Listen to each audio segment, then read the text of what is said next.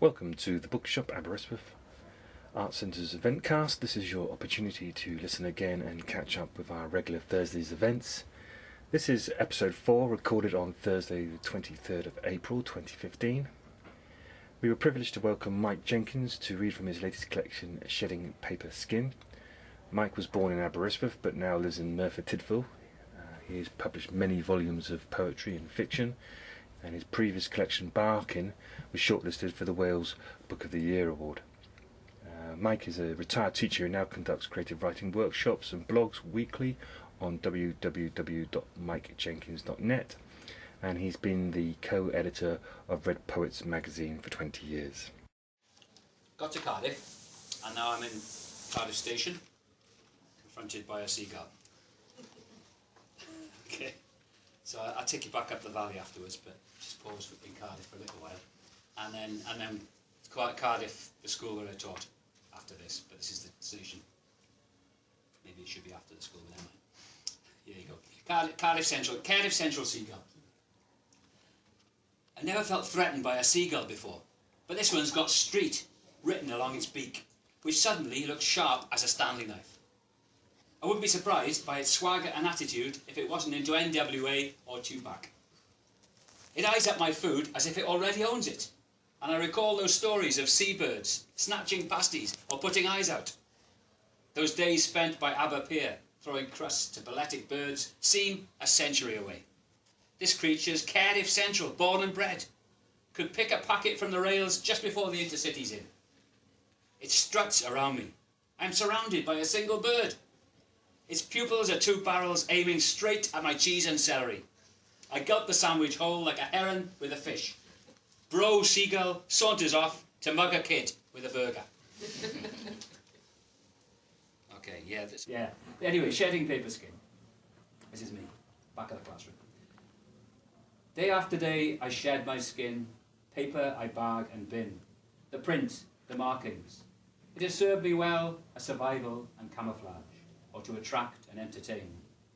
Piles and piles of it. I'm wriggling free gradually. I'm loosening its grip. I'm sad to abandon it. Stacked memories of faces, voices. I know it no longer fits. The shining surface, where I cannot even write, is a shell I don't want for cover. Its single eye, praying red. Some skin I leave. I fold for others to try and wrap, though it may be buried to rot. The cupboard's a hollow cocoon, corridors dark and subterranean. The door opens into daylight. Now I am ready for flight. So, leaving teaching, turning into a moth. So, my ambition is to become a moth. Had anybody been at the Tap Valley? By train or in any way? No, okay, right. All right. So this is the journey anyway. Matthew, you're familiar with this. Yes. As far as to Forest, but not further. So you'll know a bit as far as the university, but after that you won't. Yeah. So I'll take you as far as the university anyway. No, I'll take you all the way to Merthyr, or Tescoville, as it's now called. Right. One last time. Home from work. One last time. Taking the train on a valley line. No more standing in the rain, or the shelter with its piss stains. No more dozing through station stops after finding a place for my head to prop. Office workers, labourers in boots and jeans, shoppers, students, youths acting obscene. Past the weir and the outer place vines, the heron pool on the floodplain, the river Taff with plastic bags hanging from the trees in rags. Past the industrial estate, the uni, a sight of the park at Ponty. Past the woods, a disused signal box, workings like discarded, rusted clocks. Contouring mountains, clinging to sides, under precarious rocks held by wire. Towards those green fields, looking across at the place where the colliery once was. Further upwards there's Giant's Bight, a run of hens in mud close by. Distant white arches are memorials to victims of a coal-created battle. The rugby pitches and hang gliders, cartoon graffiti in praise of draw. And on to Hoovers, buildings and buildings, like casualties in A&E, always waiting. Strata of the new estates and terraces, the supermarket, now a terminus. Home from work, one last time, over sleepers of the valley line. Trying to do an Auden, but forgetting to rhyme somewhere. Somebody said the nightmare doesn't rhyme. I always thought it did rhyme, but This is the nightmare crossing the border. Yeah. You check on the postal. because I don't rhyme. Somebody said Auden didn't rhyme either. But I always thought it did. So there you go. So I'm back to Merthyr, and to the bus station in Merthyr is kind of seemed to have written a lot about the bus station recently, and this all these people used to congregate, sort of, drug addicts, alcoholics, and so on used to congregate around the bus station, and they got rid of them, and now they've all returned again. So this is about them really gone. They have been swept away, the needles and the tourniquets. There have been complaints galore and letters to the local press. The precinct manager and his security. So many police with cuffs and batons. They have been cleared from the town, gaunt women and glassy-eyed men, with smoke blown over their skin and brown teeth, burial stones. Down the drains despite no rain, and they're blocked by packets and cans. They are liquid now and gone into the sewers with rats for friends, pushing at the weight of manhole covers, trying to return to the streets again. Yeah, so this is a couple of kind of more domestic, back to my home. I can clean too. I hoovered the whole house, mopped the tile floors, dusted and polished surfaces, watered, then pruned the plants, shook out rugs and mats, sprayed the shower and sink. I hoovered all my mouth, mopped under my armpits, sprayed my toes for athlete's foot, scrubbed and polished my pate, pruned nails on fingers and feet, washed and shook my few silver hairs. I hoovered the lawn for stray leaves, scrubbed and brushed the patio, washed and sprayed the outdoor chairs, pruned the dangerous berberis, pulled up weeds from cracks, swept up the straggly catkins. I hoovered my brain for wayward thoughts, soaked my imagination in soda crystals, cleared the drains of my subconscious, painted over grout of memory gaps, polished my reason till it shone, but tidied excuses into a box, just in case. Can I have it? A birthday wish. I want high-rise living of a different kind. A cushioned penthouse in the oak which dominates our back garden. The doctor clamps my arm, and the machine's numbers rise. I want a rope ladder I can lift. I'll disappear for hours on end to my den, stocked with potassium, spinach, dry apricots, avocado and almonds. If I were a carpenter, if I had a hammer, I'd probably end up in hospital. But let me dream, like Yeats's Lake Isle, of nuthatch neighbours knocking my door, of the squirrels delivering acorns, of the glimpse visits of woodpeckers, tapping Morse code on my roof, blackbirds my early alarm. I want low-pressure living with branches as the beams and leaves, not bills, posted every autumn morning. I'll do this one because living in Pen Park Guy, and we used to get the old rag and bone man coming around, and we still get them coming around in where I live now in Derry, and I love the sound of the call, so it just, listening to the sound of it took me back to when I lived in Pen Park Guy and the rag and bone men coming along there. Amazing how everybody used to call with fish vans and bakers vans, handing out free buns and things like that. Drip me with nostalgia here. Calling me home. Rag boat, rag boat. Calling me back, calling me home. At first I thought it was a stray footy chant, reaching from the building site through a slit-open window. Then I was on the estate, contouring Pendinas, as horse and cart clattered round collecting. I was a child again, running behind the gypsy man with his clutter of metal rattling like tins of Meccano.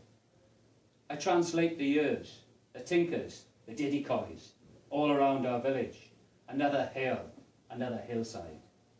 Call of an extinct bird as the white van pulls in. Any junk? Asked the man, dragging a discarded dryer. Rag boat, rag boat. A sad scat, a blues wail, windbird blowing me home. It was in the anthology that's. Maybe I'll do a couple of poems about writers, because there are a few at the beginning of the book, and this was sort of inspired by the Reservoirs poem by R.S. Thomas, And I went to, have you been to Pendine ever in Wales? Big long beach? And you sort of walk along there and you come to a stop and you can't walk any further because it's taken over by the military. And sort of, I was thinking also of many of their epins towards Brecon, which is taken over by the military as well. I always remember the Welsh writer Chris Meredith saying to me, it's quite interesting because he lived in Brecon and right near a military base there, you know. And I don't know if you heard this story, but he said that the military were coming around and they were asking questions, and they went to his house and they said to him, are you the occupier? And he said, no, you are. Great answer. Brilliant answer. Yeah. So I'll do this one. I'll do the one about John Tripp. I don't know if you're familiar with his work at all. Yeah, I'll do a John Tripp one as well. Okay. Places you cannot go. So there are places in Wales I don't go. Aristoteles reservoirs. There are places in Cymru you cannot go. Merthyr Tydfil and Pendine. As foreign as to Cuba is Guantanamo. Places marked off by red flags, the colour of danger, not revolution, with warnings of live ammunition. These places are ringed by high wire. They are firing ranges. I think of villages cleared, of farms left abandoned, of long beaches and dunes you can never stride along. There are fields and there is sand, occupied in training for wars from the Falklands to Afghanistan. If you should pick up those shells, they'd be homes for no one. In Cardiff. So this is meeting Tripp's ghost. I'd arranged to meet Tripp's ghost in his hometown of Bargoed. He'd be on the Cardiff train, myself on the Merthyr bus. Non-driving poets, both experts at cadging and likely lifts. He was looking rather haggard, as befits one 26 years gone. Didn't seem healthy enough for a few pints, so I suggested the new calf, the bookworm. You're going soft, boy, he growled, taking me from tavern to tavern, the Old Mill, Blast Furnace, and the Nelson. Told him he'd given me the worst advice from anyone. Don't be funny about the valleys, he'd said. He laughed, asking if they'd erected a plaque yet. He couldn't believe the state of the town. It's like a bloody building site, man. He railed against supermarket plans. I knew it. Tescoville, Morrisonburg, Littlestown, pissed up against the visual projection of roads, people, buildings in one direction. From Mozart cottages in Pontlotin and Tennyson and Milton terraces, shoppers passed him by, tut-tutting. Hanbury Chapel's a library now, I told him, but the Emporium's empty as a disused mine. I was always a visitor, you know, he explained. You mean in Cardiff? You couldn't belong? No, in the end, the page was my home. Straight on too many, isn't it? There's quite a few poems about my family, and I've got a strange family, really. Very strange. But this is about my sister, who's really... her life was kind of messed up by... She had an accident in Israel and fractured her skull, and she's got a kind of plastic piece in her brain. And she's spent a lot of time in institutions. So this is visiting my sister. It's called Barefoot and Lucid. On the other side of a slope, where you cannot see the bay, where the roads stop. Heavy fog slugged inland. Tall chimney from a mill and bell tower like lookout. Corridors clean and empty. Buttons for security and no-go kitchen. Every nurse wielding keys. An old woman talks quietly with voice of smoky mist, surrounded by ever-attendant reek. She's taken away so gently, like a small child wandered too far to the final locked door. Then she arrives, barefoot and lucid, constantly correcting my grammar, knowing precisely why she's here. That familiar hair, dyed auburn like my mother's, reaching out in wires from the plastic piece in her skull. But there's a hole somewhere. She grips her head in pain, as though to cover it over. Two brothers either side of her, two chipped bookends, holding stories steady for an hour. Testing. Schools seem to have gone testing mad, don't they? And but my younger daughter's part of it all. And this is really about you know James Joyce's Ulysses, the last 100 pages with absolutely no spelling. So this is giving her a bit of advice for a spelling test. Learning punctuation. My daughter comes home worried. We've got a spag test, Dad. Can you help? I can do a mean bolognese sauce. Don't be daft, spelling and grammar. It's punctuation tomorrow and I'm lost. What's a colon for a start? A tube in your stomach, part of your intestine. I watch as her eyes pop. No, love, it's 2 dots, often before lists. Any good? I can't even use an exclamation mark. You just did. Well, how about a semicolon? And don't tell me it's part of your tummy cut in half. It's a pause between a comma and full stop, which the Americans call a period, but we won't go into that. Hey, the best way to learn is to read. And I give her Joyce's Ulysses. Classic lit, read the last 100 pages. He knew how to punctuate. Time, isn't it? Listen to poetry. This is about teaching in Northern Ireland, and really with the choir lunchtimes, and the deputy head was a bit rash because somebody misbehaved in the choir. Taught in County Derry, school in County Derry. In County Derry, think about Bob Dylan's song Masters of War. In County Derry, Masters of War. We were singing Masters of War. At the piano in the classroom, the green-eyed Gaelic teacher, with her waist-long hair and slim body, a country I'd come to know much better. Singing together, Masters of War. I stood behind her, voice rivering deep below the strata of the choir, at home now in the harmonies in a strange land of pointed barrels, which had met me from the plain, where my mind recalled Masters of War. When the deputy head burst in and spotted 2 pupils giggling, he quaked and cracked with anger, punishing every one of them. Pain made their voices louder, sensing the meaning of Masters of War. At the window, an army helicopter, before it landed near the estate. Squaddies with machine guns ready to fire, to lift suspects and drag them away. Houses where the tricolour was raised. None heard us singing Masters of War. And as long as that song lasted, we were marching, fists held high, like those of Burntollet and Derry City, who had stood against batons and bullets, pounding riot shields with music and rhyme, the power of Masters of War. It's back to Aber in the days of yore. What's the old union building now? What is that exactly? I don't know what it is. Well, yeah. Well, it was the music department for a while, wasn't it? But I don't know what it is now. Is it still? Yeah. It still is. Still in the music. It's the music department. Yeah. Oh, okay. Well, that was the old union building, and we used to go and watch. We used to go read newspapers there, play snooker, and did went to lectures occasionally, library occasionally. But yeah, and then Friday night it was always Old Grey Whistle Test was on the telly. Do you remember? You used to go in there? Yeah, we'd all troop through and watch it in this little room, and seemed a big screen, but it probably wasn't. I wouldn't think it was it? No. Have you heard of the Old Grey Whistle Test? Yeah, sort of. Yeah. No, it was just like a massive rock music program, and the presenter was Whispering Bob Harris. So yeah, it's a very influential rock program.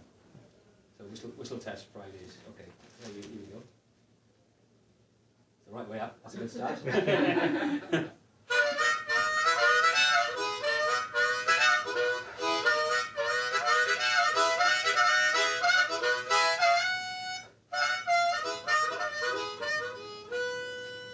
Whistle Test Fridays.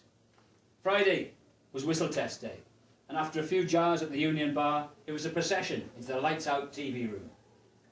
The mustachioed, pipe-smoking Zen, the hippies from the mountains with their far-out dogs who walked nodding like their owners, the couple on everything who had a cat called Man who clawed up curtains when stoned, anarchist trots and commies, the lot, as silent as a congregation, as the high priest of music, Whispering Bob Harris, was so laid back, you could see why, years later, Punk grabbed him by the ghoulies and swung him senseless.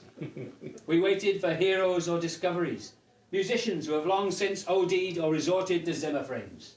And sometimes, someone like Tom Waits or Kevin Coyne or the crazy captain would alter your brains, and we would utter, "Yes, I've been saved." Those times music would resurrect dreary days when lives were somebody else's theories. And we could hear a person whistling outside that old tin pan alley, a doorman or a janitor, a melody to blow our minds away like the wind off the bay at Aber.